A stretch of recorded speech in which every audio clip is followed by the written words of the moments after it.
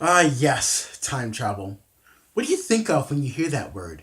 Do you think of the classic's 1980s movie, Back to the Future? Do you think of the mind boggling, twisting beauty of mathematics and physics? Or do you also think of something that could actually happen in the near future, where we can actually create a time machine and travel back to the future and travel back to the distant past? What is time traveling in your mind? What do you think of when you hear the word time travel? Well, to a geologist, for a paleontologist, time traveling may be something completely different. In fact, it is something different than what a physicist or astrophysicist or a mathematician could ever think of. It is the beauty of rocks and traveling back in time through the beauty of rocks, fossils, and minerals. And it all starts with the world's most ancient rocks on Earth, such as this beautiful rock sample. This is the oldest rock on the face of the planet. This is the one and only Acosta Gneiss. This particular rock sample has been dated to be 4.2 billion years old, right when the Earth was a molten hellhole on the face of the planet.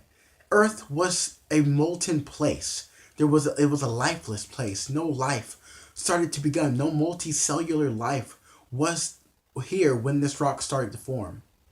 And this rock is just the oldest rock on Earth, and I'm holding it right in my hand. Also, think about this particular rock. This rock is red. It's red because it has the iron in it. This is metasediments coming from Australia, from the Jack Hills. And the Jack Hills contain some of the most ancient zircons on Earth. Zircons that date back to 4.4 billion years old, or half a billion years, right when our planet was starting to form. And this is the remnants of this particular rock. And it's absolutely amazing to think of.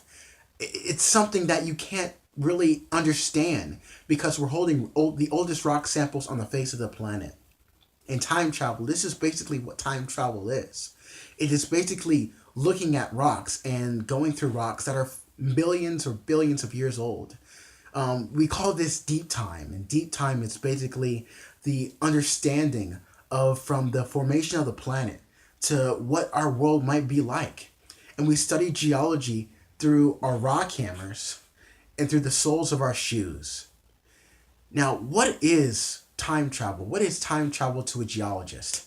Well, to understand that, we have to understand the rocks and fossils that we find on Earth. We start with the igneous rocks. The igneous rocks are molten. They're molten underground and on the Earth's surface.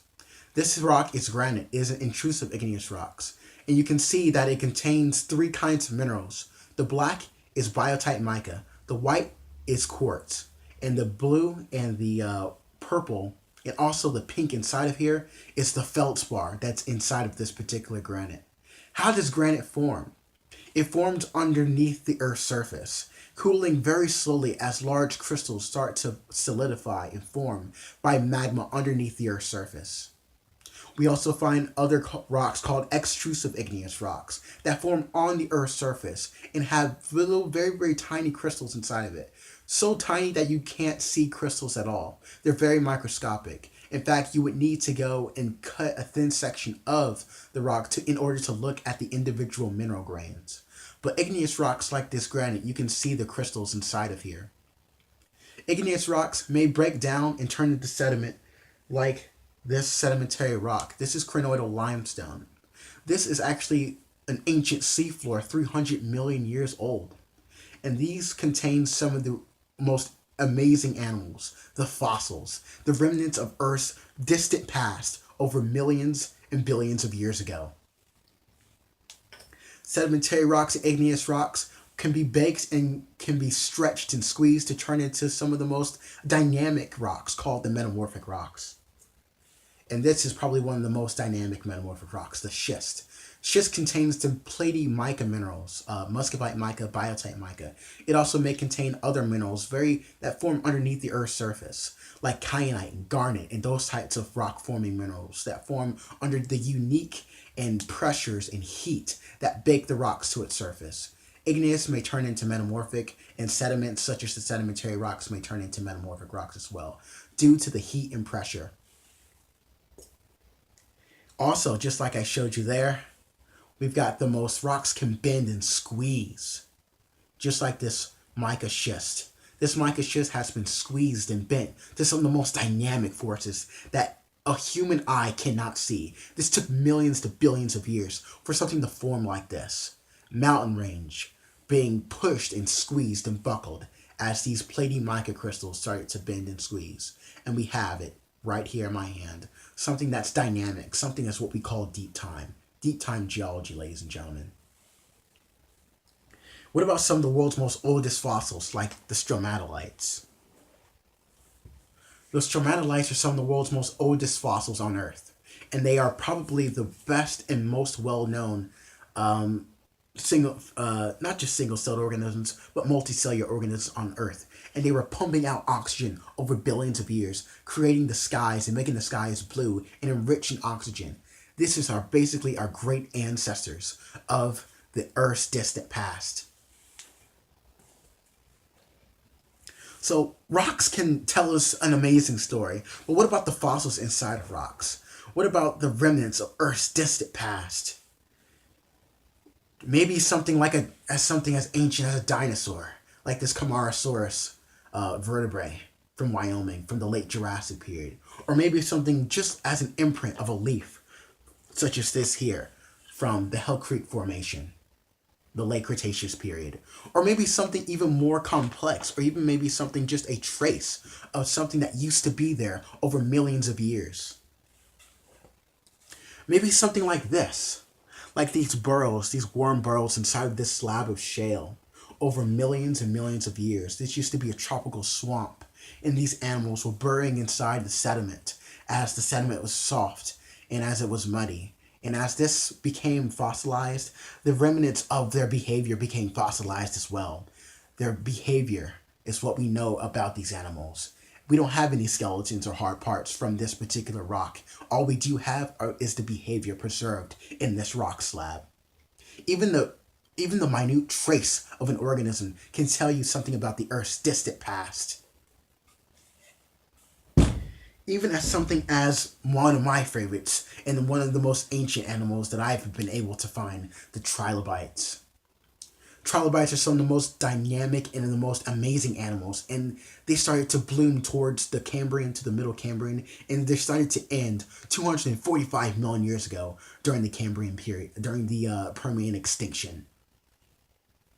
Or maybe it's something like a tooth from an ancient crocodile ancestor, like a phytosaur. This comes from the Chinle Formation of the late Triassic period, and this is one of the most ancient crocodile-like ancestors that we have recorded in the fossil record. Something that's called a phytosaur, an ancient crocodile ancestor. Even if you look at a rock, you can tell something about it. You can tell it's a mineral grain. You can tell something that not everybody gets to see. People pick up a rock and they don't normally look at it in detail. But if you just hit a rock, get a rock hammer, you maybe crack open a rock, you'll find something that hasn't seen the light of day for over 300 million years.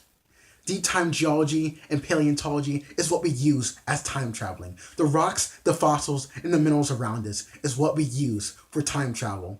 We don't need a literal time traveling machine. We don't need the complex physics and astrophysics and the mind-boggling mathematics. We have fossils and rocks and minerals to determine what the Earth's past was over millions of years. The traces of an animal, the footprint left by a dinosaur, the simple tooth from an animal, the trace of an organism, the plant sitting in a rock. It's just what we have of the Earth's distant past. So I suggest you go. Crack open a rock and see what's inside. Look at the different mineral grains, different fossils that you may find, and determine what the Earth was like over millions of years. The passion, the glory of fossils and rocks and minerals has just captured me and has been able to turn my life into something magnificent. In order to look at what we have from the Earth's distant past, we have to study the rocks. We have to study the fossils.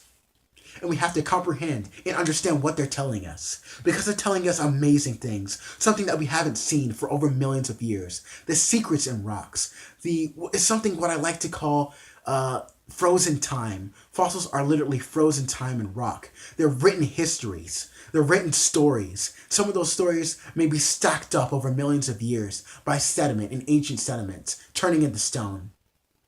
But fossils are amazing. And I suggest you go out there and study the Earth's distant past. And this is Paleo 101.